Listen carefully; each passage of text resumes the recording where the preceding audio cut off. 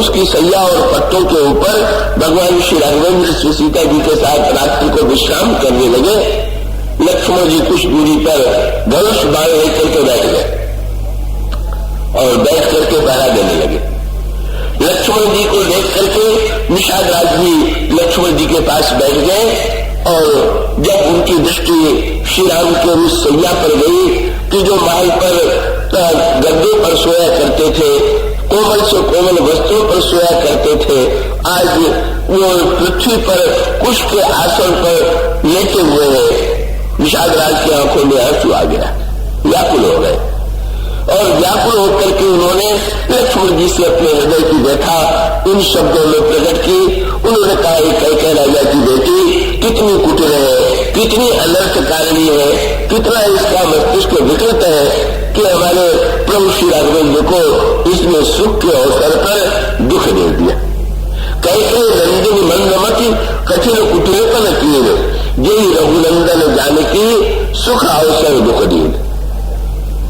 निषाद राज को विश्वास था कि लक्ष्मण जी भी इसका समर्थन करेंगे और लक्ष्मण जी मैंने कैकेयी जी के दो चार कठोर शब्द कहे तो लक्ष्मण जी शायद 10-20 कहेंगे, लेकिन लक्ष्मण जी ने तो बात बिल्कुल नहीं दिया। लक्ष्मण जी ने कहा कि नहीं, इसमें कैकेयी जी को दोष देने की कोई आवश्यकता नहीं। तो बोले, कौन काम दुख सुख कर दाता, निज कृत कर्म भोग सब राता। तो पहला सूत्र ये है कि या तो दुख आवे तो दुख के मूल में व्यक्ति को ये दिखाई दे कि सामने जिस व्यक्ति के नाते से दुख आया है वो निमित्त है, दुख तो हमारे ही कर्म का परिणाम। जैसे मान लीजिए आपके पास कोई टेलीग्राम लेकर के आवे और उसमें कोई बड़ा दुखद समाचार हो और उस समाचार को पढ़ करके लाने वाले की पिटाई आप शुरू कर दे कि इतना बुरा समाचार देकर के तुम आ गए तो बड़ा अन्याय होगा। अरे वो तो केवल लेकर के आने वाला था, भेजने वाला तो कोई और था। इसी प्रकार से सामने वाला व्यक्ति जो दुख लेकर के आया हुआ है वो तो केवल एक निमित्त मात्र है। दुख तो कहीं अन्यत्र से आया है और वो भेजा है व्यक्ति के कर्म में ही, और व्यक्ति के कर्म ने ही अगर दुख भेजा है तो पहला सूत्र वाले बात तो कही है कि अगर हमारे ही कर्म का परिणाम दुख है तो दूसरे व्यक्ति पर क्रोध करने की आवश्यकता नहीं है, द्वेष करने की आवश्यकता नहीं है। कम से कम दुख मिट न सके तो दुख का बोझ हल्का तो हो जाए, दुख की मात्रा में कमी तो आ जाए। इसलिए लक्ष्मण जी ने जो पहला सिद्धांत कहा, पहला सिद्धांत यही है कि दुख यदि जीवन में आवे तो उस दुख के मूल में अपने कर्म को देखे। पर जब लक्ष्मण जी ने निषाद राज से ये कहा कि व्यक्ति अपने ही कर्मों का फल भोग रहा है तो निषाद राज जी बड़े आश्चर्य से लक्ष्मण जी का मुंह देखने लगे। आप कह रहे हैं, आप कहते हैं व्यक्ति अपने कर्मों का ही फल भोगता है, तो क्या आपके कहने का तात्पर्य है कि हमारे प्रभु ने कोई कर्म किया था उसका फल भोग रहे? आज तो यही हुआ। श्री निषाद राज से लक्ष्मण जी ने बहुत बढ़िया बात कही। उन्होंने कहा, ये बताओ कि प्रभु कुछ सैया पर सो रहे हैं तो दुख उन्हें हो रहा है कि दुख तुम्हें हो रहा है? और दुख यदि उन्हें नहीं हो रहा है, तुम्हें हो रहा है, तो दुख की अनुभूति जब श्री राम को इसमें सुख की अनुभूति हो रही है, आनंद की अनुभूति हो रही है, तो फिर ऐसी परिस्थिति में तुम्हें तो अपने ही दुख की चिकित्सा करनी चाहिए। दुख का बस एक नया अर्थ वही था। भगवान श्री राघवेंद्र ने निरंतर यही अनुभव किया और उस अनुभव का अभिप्राय कि दुख के पीछे किसका हाथ। तो एक सिद्धांत तो है कि दुख के पीछे कर्म है, पर उससे भी आगे बढ़ करके विचार करके देखें तो दुख के पीछे कर्म है, पर कर्म के पीछे भी कौन? कर्म के पीछे भी नियामक जो है वो तो ईश्वर है। और ऐसी परिस्थिति में भी कह सकते हैं कि दुख को भेजने वाला ईश्वर है, और दुख को भेजने वाला यदि ईश्वर है तो फिर ईश्वर इतना कृपालु है, इतना दयालु है, और कृपालु और दयालु होते हुए भी उसने यदि दुख भेजा है, ये अंतर है। भक्त लोग जब दुख आता है तो उसके कई ये सुख जो है वो तो भगवान की भेंट और दुख जो है वो भगवान का निमंत्रण है। ये दोनों में से कोई व्यक्ति जो है आपको आपके पास भेंट भेजे तो प्रसन्नता होती, लेकिन भेंट भेजने वाला कभी कभी पत्र लिख करके कहता है कि मित्र बहुत दिन मिले हुए हो गया, अब तुम मेरे पास आ जाओ। इसी प्रकार से भगवान जब सुख देते हैं तो मानो उनकी दिली भेंट है और उस भेंट को हमें प्रसन्नता पूर्वक स्वीकार करना चाहिए। ईश्वर ने ये कृपा करके उपहार दिया है, ये सुख दिया है, ये संपत्ति दी है, कब वस्तु जब मिले कब सुग्रीव ने भगवान राम से कह दिया कि मैं तो सुख संपत्ति परिवार छोड़ करके आपका भजन करना चाहता हूं। भगवान ने पूछा क्यों? बोले महाराज सुख संपत्ति परिवार और बड़ाई जो है ये तो भजन में बाधक है। तो भगवान ने कहा अगर ये भजन में बाधक है तो हमारे संसार के जितने भक्त हैं क्या परिवार छोड़ देते हैं क्या? संपत्ति हो तो संपत्ति छोड़ देते हैं क्या? सुख आवे तो सुख छोड़ देते हैं क्या? तो लोग यही भ्रम समझ बैठे कि नहीं छोड़ते, पर लेने की कला क्या है?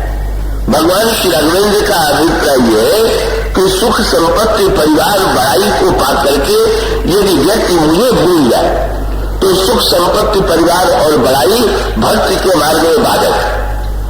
पर इनको पाने के बाद यदि मेरी और अधिक याद आने लगे, जैसे भेंट को देख करके आपको भेंट भेजने वाले की याद आती है, इसी प्रकार से सुख संपत्ति परिवार बड़ाई को पा करके हम प्रभु के प्रति कृतज्ञ हो कि प्रभु ये जो कुछ दिया है वो आपका ही दिया हुआ है, तो परिणाम क्या होगा कि सुख संपत्ति परिवार और बड़ाई भजन में बाधक न हो करके भजन में सहायक भी बन जाते हैं।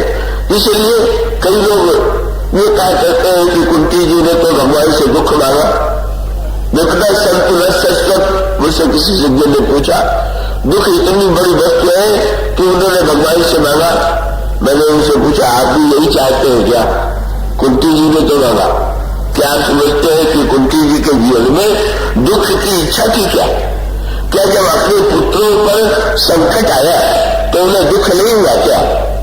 क्या जब प्रतिकूलता आई तो उन्हें प्रतिकूलता का अनुभव नहीं हुआ क्या? उन्होंने श्री कृष्ण से सहायता की प्रार्थना नहीं की क्या? की। जब उन्होंने ये कहा विपदा संतुलन स्वस्वत तो उसके वाक्य का ठीक अर्थ लेना चाहिए। उनके कहने का अभिप्राय था कि प्रभु तो विपत्ति में तो आप साथ में रहे, पर संपत्ति होते ही आप कह रहे हैं कि हम द्वारिका जा रहे हैं, इससे अच्छी तो विपत्ति ली थी।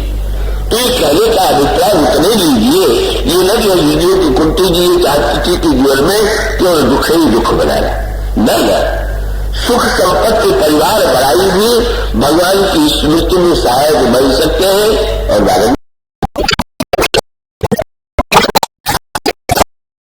भी बन सकता है।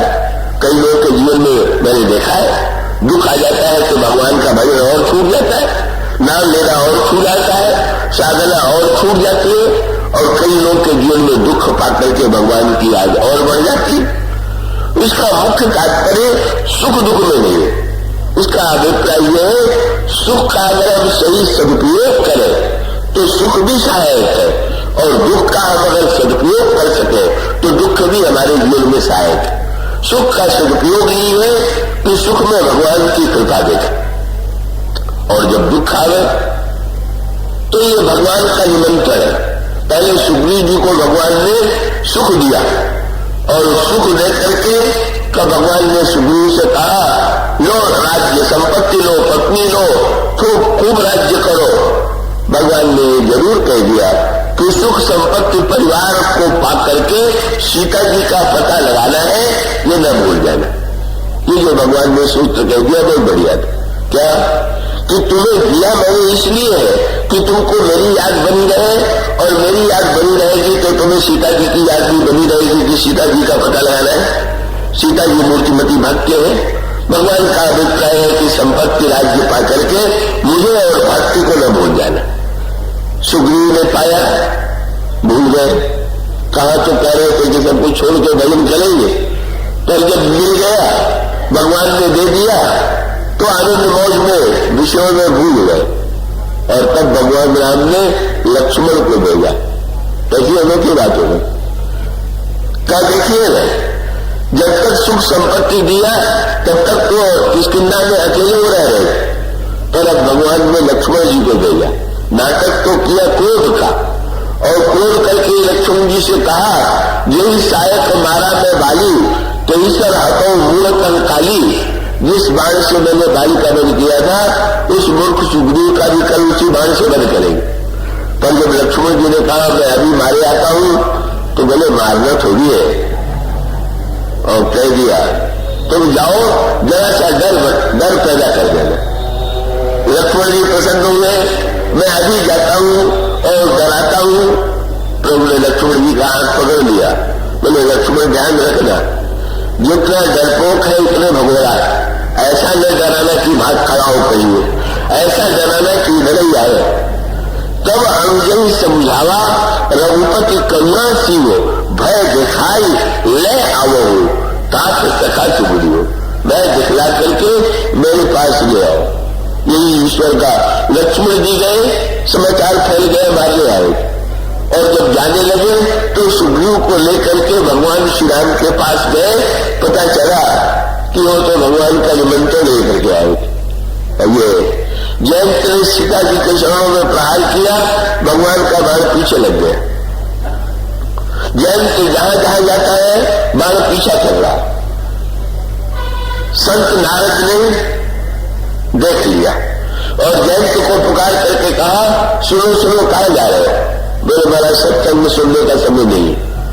देखिए ना, ये बहुत बढ़िया बात। क्या जीव के पीछे, जयंत के पीछे दोनों लगे हुए, भगवान का बाण भी और नारद भी।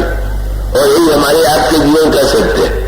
क्या ये बाण जो है वो तो काल है, ये काल सबका पीछा कर रहा। और नारद कौन है? ये संत है। काल भी पीछे पड़ा हुआ और संत लोग भी पीछे पड़े हुए। काल और संत दोनों पीछे पड़े हुए, और दोनों का अगर सही अर्थ नहीं तो दोनों का अर्थ अंत में एक ही सिद्ध हो गया। क्या जयंत के पीछे भागते हुए नारद जी ने पूछा, ये बाण क्यों पीछे लगा हुआ? मुझे मारने के लिए।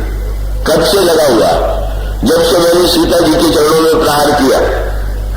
और ये बाण कहां कहां पीछे लगा? बोले मैं जहां जहां गया, स्वर्ग में गया, ब्रह्मलोक में गया, कैलाश में गया, इस बाण ने सर्वत्र मेरा पीछा किया, सर्वत्र पीछा किया। अगर मारने के लिए लगा हुआ और सदा तुम्हारे पीछे पड़ा हुआ था तो मैं मार क्यों नहीं डाला? तो महाराज मैं तो यही समझ रहा था, पर आप तो ठीक कहते हैं। अगर मारना चाहता तो हर समय मार सकता था, नहीं मारा तो क्या रहस्य है? संत ने ये कहा कि इसका अभिप्राय ये है कि ये निमंत्रण लेके आया हुआ है कि कहीं जाओ काल से पीछा नहीं छूटेगा, पर बाण जिस भुजा से चला है बस उस भुजा का जब आश्रय लोगे जो काल का प्रेरक है, कल वही तुम्हारी रक्षा होगी। और तब जयंत की समझ में बात आई और संत ने अर्थ बदल दिया। बाण भी वही था, डर भी वही था, पर संत ने व्याख्या बदल दिया। दुख जो था वो सुख में बदल गया। संत ने कहा, जयंत ने कहा कि आपकी बात सुनकर के मैं जाऊं तो, पर जाने पर यह डर लगता है कि भगवान पूछोगे कि तुम्हें आना था तो तुम मेरे से दूर क्यों गए? तुम्हें क्या कहूंगा, क्या मुंह दिखाऊंगा? संत ने कहा कि तुम कह देना कि मैं आपसे दूर थोड़ी जा रहा था, मैं तो आपका प्रभाव देखना चाहता था। तो प्रभाव तो घर में सबका होता है, मैं देख रहा था कि आपका प्रभाव कहां तक फैला हुआ। सो मैं सारे लोगों में गया और सर्वत्र आपका प्रभाव फैला हुआ था। और अगर पूछ दे कि अब लौट के क्यों आए तो कह देना कि प्रभाव तो देख चुका, स्वभाव देखना बाकी था, और स्वभाव को पास में जाकर के पता चलता है, इसलिए अब स्वभाव का दर्शन और दे दीजिए। परिणाम क्या हुआ? जयंत के लिए वो बाण जो है ईश्वर का निमंत्रण बन गया।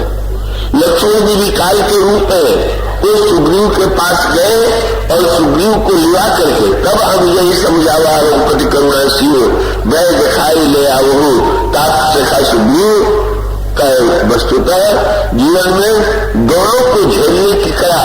सुख को अगर हम ईश्वर का उपहार नहीं मानेंगे और दुख को ईश्वर का भेजा हुआ एक संकेत नहीं समझेंगे तो हम दोनों को सुख पाकर के हम मतवाले हो जाएंगे, दुख पाकर के हम विचलित हो जाएंगे। इसलिए शंकर जी विश्वास, शंकर जी यही कहते हैं भगवान ने भेजा है तो जरूर अमृत ही होगा, और उस अमृत को पी लिया। जय होने लगी शंकर जी की, धन्य है आपने विष को पी करके विष को पचा लिया। शंकर जी हंसने लगे, मैंने थोड़ी पचा लिया। तब बोले आपने विष लाए थे, मेरे मुंह में राम नाम पहले से था, मैंने दोनों को मिला दिया तो विष राम हो गया। विष और राम मिलकर के इसमें मेरा क्या चमत्कार। और उसका अभिप्राय है कि जब प्रतिकूलता आवे तो प्रतिकूलता के दुख में भगवान का नाम मिला दीजिए, भगवान के विश्वास को बनाए रखिए, वो विश्व विश्राम देने वाला बन जाएगा, दुख विश्राम देने वाला बन जाएगा। इसलिए सूत्रार्थ का अभिप्राय यही है कि ये जो दोनों परिस्थितियां हैं, और उसमें भी बड़े महत्व का सूत्र है क्या, जब विष निकला तो शंकर जी अकेले पी गए, और जब समुद्र मंथन का अमृत निकला तो सारे देवताओं ने मिल करके पिया। कितना बढ़िया सूत्र है। दुख का विष आवे तो अकेले पी लीजिए, और सुख का अमृत आवे तो बांट करके पिलाइए। हम लोगों ने दिया है, दुख का विष आवे तो बांटिए, और सुख का अमृत आवे तो अकेले पी जाइए। तो वस्तुतः ये जो अद्भुत स्थिति है जीवन की दंडात्मक, भगवान राम के सामने भी पाती है। का देखिए अयोध्या की चित्त एक यात्रा, जनकपुर की यात्रा है, सुख की, आनंद की और फूल से भरी हुई यात्रा है। उस यात्रा में आनंद भगवान श्री राम ने सबको बांटा। अयोध्या वासियों को आनंद मिला, परिवार को आनंद मिला, भाइयों को आनंद मिला। और जब वन यात्रा के दुखद प्रसंग का अवसर आया तो भगवान राम, वो तो लक्ष्मण जी और सीता जी को भी नहीं ले जाना चाहते थे, वो तो अकेले ही दुख झेलना चाहते थे, और उस दुख को भी भगवान श्री राम दुख नहीं मानते हैं। फूल के पथ पर चलना ही कला नहीं है, कांटों के पथ पर चलना और कठिन है। भगवान राम जीवन पथ में दोनों सुख और दुख में, फूल और कांटे में कैसे चले और हम लोगों को चलना कैसे सिखाया, इसकी चर्चा कल से प्रारंभ होगी। आइए बोलिए श्री राम चंद्र।